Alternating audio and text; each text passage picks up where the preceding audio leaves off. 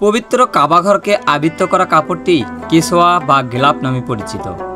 আসসালামু আলাইকুম বন্ধুরা, আপনারা কি জানেন এই কাপড়টি কবে পরিবর্তন করা হয়, কেন করা হয়, পরিবর্তন করার পরে বা পুরনো কাপড়টি কি করা হয়? অনেকেই জানেন, আবার অনেকেই জানেন না। যারা জানেন না, আজকের ভিডিও তাদের জন্য। চলুন জেনে নেই পবিত্র কাবাঘরের এই গিলাফ সম্পর্কে বিস্তারিত।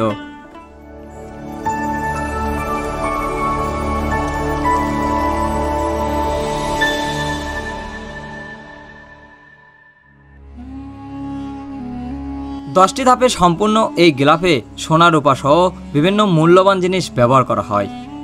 আরবি অক্ষরের কোরআন এর আয়াত ও বিভিন্ন তসবি ঘোষিত রয়েছে এতে।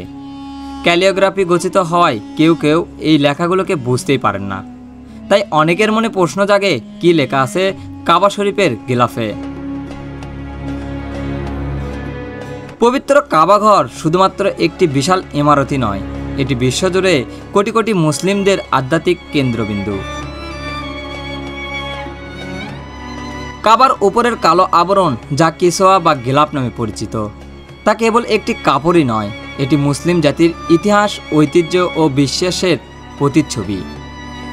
কাবা শরীফের এই গিলাফ তৈরিতে 10টি ধাপে করা হয়। প্রথমে রেশম সুতার পিণ্ডি সংগ্রহ করা হয়, এরপর সুতায় রং লাগানো হয় এবং সক্রিয় মেশিনে কাপড় বোনানো হয়।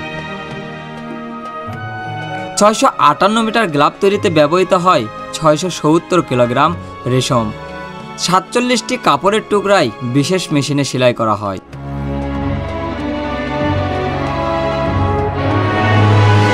এরপর কালো গিলাফের গায়ে মেশিনের ছাপ দেওয়া হয়। আল্লাহর গুণবাচক নাম, কালেমা, তাসবিহ ও ইসমেজাত ইয়া আল্লাহ।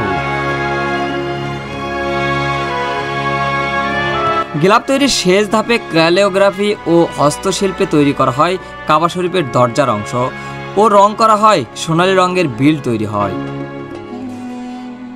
এসব কাজে 100 কেজি খাঁটি রূপা এবং 120 কেজি সোনার প্রলেপযুক্ত রূপার সুতা ব্যবহার করা হয়। গিলাফের মোট 5টি টুকরা বানানো হয়, 4টি মদিনার চারপাশের এবং 5 নম্বরটি দরজায় লাগানো হয়। দরজার অংশে গিলাফে বিভিন্ন সূরার আয়াত লেখা থাকে।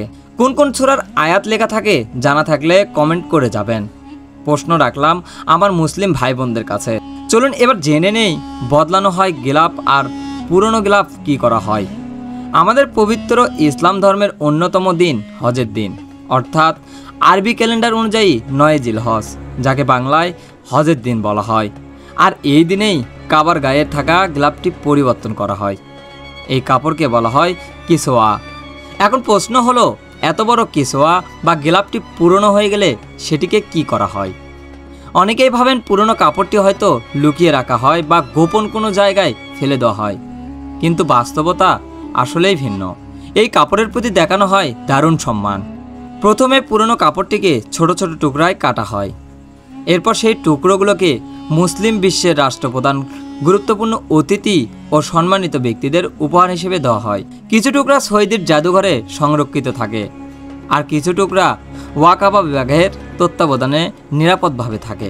যেসব অবশিষ্ট থাকে সেগুলোকে মাটিতে সম্মানের সহিত দাফন করা হয়, যাতে সেগুলোকে কেউ অপবিত্রভাবে ব্যবহার করতে না পারে এবং কোনোভাবেই অসম্মান করতে না পারে। প্রিয় বন্ধুরা, পবিত্র কাবা শরীফের কালো কিসওয়া বা গিলাফটি একটি থেকে অন্যটি এভাবেই পরিবর্তন ও সংরক্ষণ করা হয়। আজকের ভিডিও এত পর্যন্তই। দেখা হচ্ছে নতুন কোনো ভিডিওতে। ততক্ষণ পর্যন্ত সবাই অনেক বেশি ভালো থাকবেন, সুস্থ থাকবেন। আল্লাহ হাফেজ।